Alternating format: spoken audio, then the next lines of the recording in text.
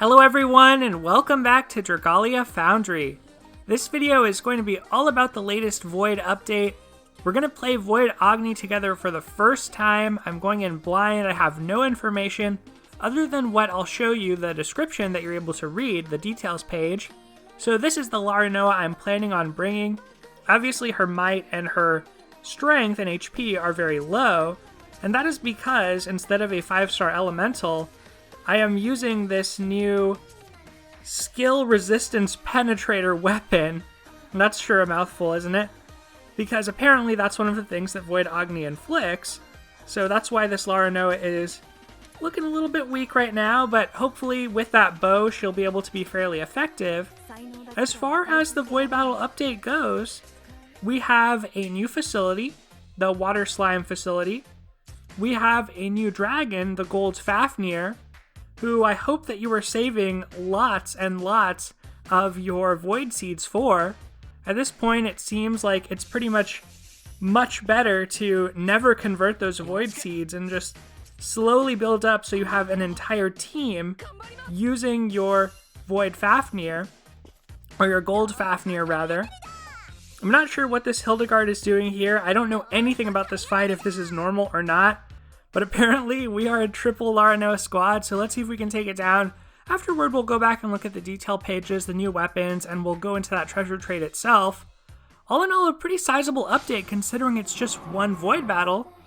Whereas last month we had 3 Void Battles and we didn't get this big of an update. So it looks like... okay, I don't want to stand in that. Apparently, that's to make it a little bit harder for melee characters. And I think that, if I'm not mistaken, Void Agni throws out some, like, rocks, like volcanoes, similar to High Brune. Okay, and it also teaches you the chaser mechanic, apparently. I was thinking there needed to be a way to have us learn the chaser mechanic. Because right now, we really don't see that at all. Where can we hide here? Oh, I see. So, it follows you, but you can actually escape it? That's kind of weird. My bad, team. Hopefully we'll be able to clear, because I can already clear Hybernhilda, and this is supposed to be a gateway battle. Trying to zoom out as much as possible. It's kind of hard to see with that big ring around Void Agni.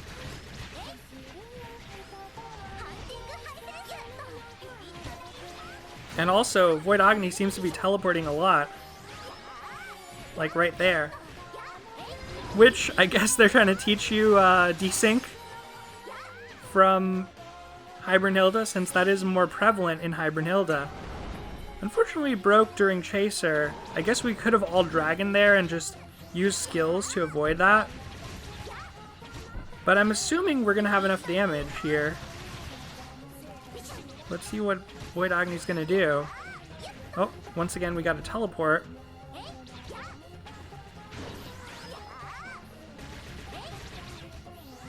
And for some reason I'm not able to track him. There we go. I'm not sure who in my team has penetrator weapons or not, but I think I'm just going to Dragon and just freeze. Oh right, he's not susceptible to freeze. He's only susceptible to bog, apparently. So that's like Hellfire, that Coral Ignition, so you want to be standing behind a volcano for that. But all of the volcanoes seem to have disappeared at once. So maybe he only does that once and everybody has their own volcano to protect them. I definitely saw 2 volcanoes there, whereas the time I had a volcano, it seemed like I only had 1. Oh man, it's so hard to walk. I just want to walk, I don't want to roll in that small space. It seems like we're going to clear here, for sure. And it should be a deathless clear. Well, this was a really weird fight. Okay, I guess. Like, it's cool. We got this. There we go. We got her clear, so you had my live take on this fight as it happened.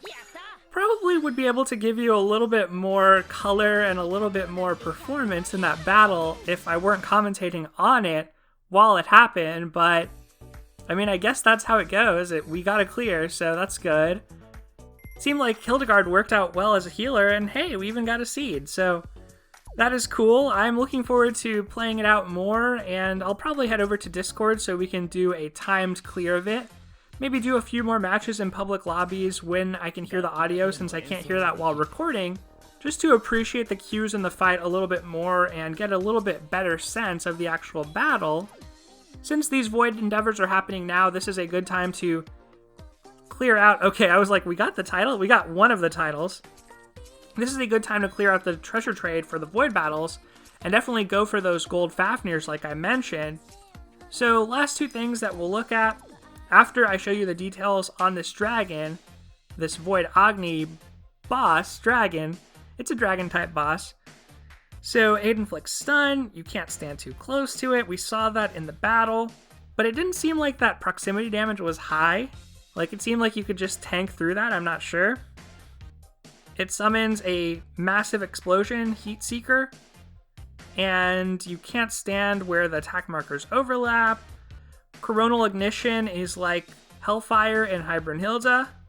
Have to hide behind the cooled magma to avoid damage. So the Scorching Air is that mechanic that kind of punishes melee characters. Skill Resistance reduces damage received by skills. Fog is moderately effective. And here we go with the weapons. We did indeed get Hybernhilda Bane weapons. Some of the standouts, of course, the dagger if you want to build Orsum, the lance if you want to build Xanfried or Elisan, and of course, this staff for Thaniel, which is okay. It seems like a fine staff. It has skill haste. I'm still keen on the 4-star water staff because it has an emergency heal. So I wouldn't necessarily craft this right away. I think that the standouts are the dagger if you're looking at Orsum, or another dagger, and the lance. But this is still a hard enough fight where I think it's probably worth spinning the sands and going for a full investment. Of course, Hive Mercury coming out next week could change that, and if you're brand new and don't have a lot of sands, probably better to spend your sands on a wind weapon than on one of these. But still kind of cool to see, and the blade is very random since we only have Geroda and Celiera. So maybe this signals we're going to get a 100% burn res blade in the future, maybe not. Let's take a look at the treasure trade next, and then we'll go into the full crafting menu. Hopefully we'll be able to get some more Void Agni clears throughout the day. I'd seem to be fairly lucky that I got a good group there of Laranoas, so it kind of worked out, and a good healer who was able to protect me. So this is my situation in my treasure trade. The Gold Fafnir is actually a 5-star dragon.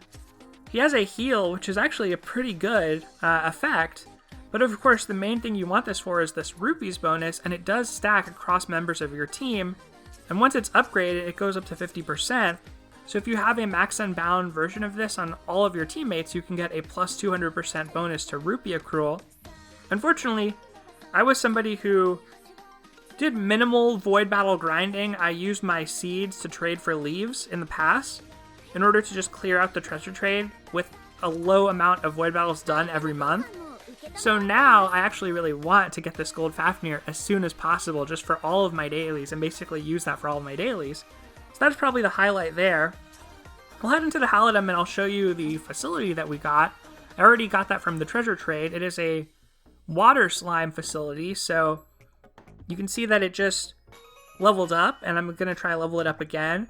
You do need some void materials for some of these levels, so you can probably look on Gamepedia. I'll link to that in the description below for what you need on each level if that's up.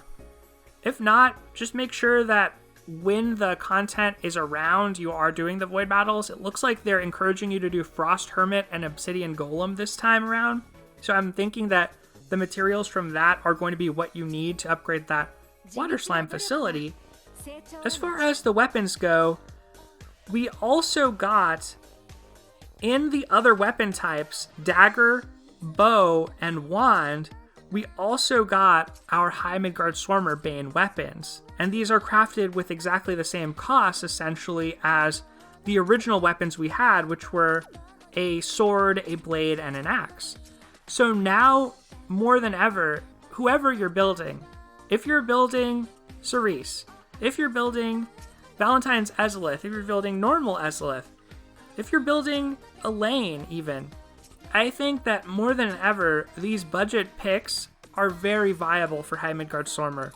It's become a much easier fight than it was in the past, and now I would save your Twinkling Sands, put them toward harder content. Of course, by making a Twinkling Sand 5-star at the final level of the tree, like I talked about in my weapons video, that is a better weapon for general content that you can take with you everywhere.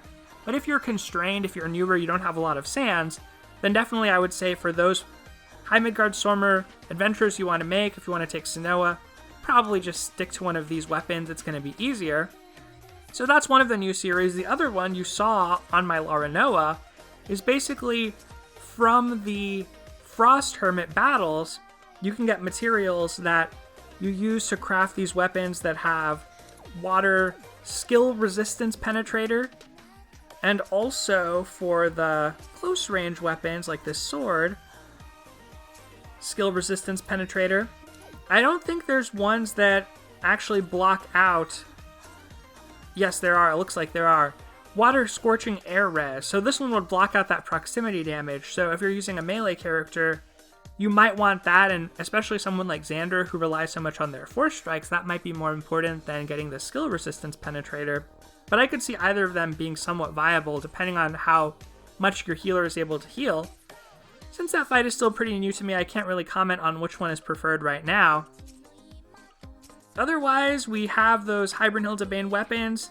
They do have a full HP equals defense, which should help with the HP check on that fight, instead of a skill prep, which is kind of nice, I think. And Hybernhilda's Bane. That is pretty much it as far as the Void update. That's all I want to say, all I want to present. I will be back with another Adventurer Spotlight. That's what I have planned for this weekend. My trip got delayed, so that's going to be toward Monday instead, barring another delay, so expect to see me more around the time of High Mercury, if everything goes according to plan. Otherwise, I hope you look forward to my next Adventure Spotlight. It should come out this weekend, and maybe I'll upload and record if I do my timed clear, a more clean clear of Void Agni over on the Discord.